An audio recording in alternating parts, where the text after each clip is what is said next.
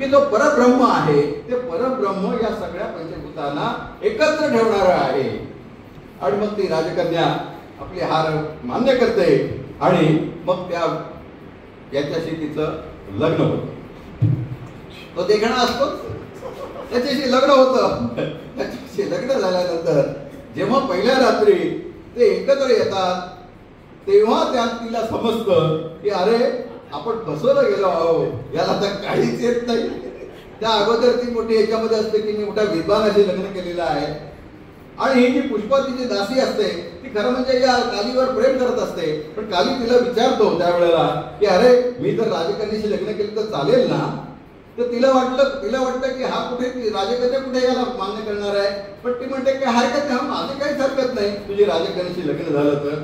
आणि खरोखर झाल्यानंतर मात्र तिला खूप हृदयाला वाईट वाटतं, पण काही करत नाही, तिचं प्रेम मात्र त्याच्यावर हे असतं। त्यामुळे तिला जेव्हा लक्षामध्ये येतं की बाबा हा एकदम मूर्ख आहे, याला काही समजत नाही, कारण हा म्हणतो की तुम्ही मला शिकवायला सुरुवात कधी करणार?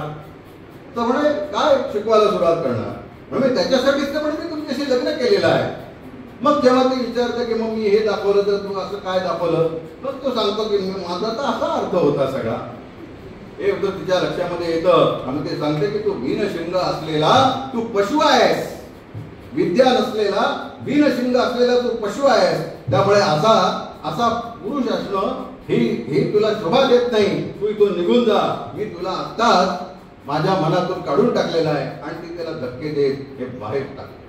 हा म्हणतो की मी तू माझी पत्नी आहे आणि माझा तुझ्यावर अधिकार आहे, पण ती म्हणते काही अधिकार वगैरे नाही आणि मला असं चालणार नाही। आणि ती त्याला धक्के मारून हाकलून देते आणि ह्या निराशेच्या गर्तेमध्ये हा मग निघतो। मग त्याला असं वाटतं की खरंच आपण शिकलो नाही, आपण विद्या घेतली नाही।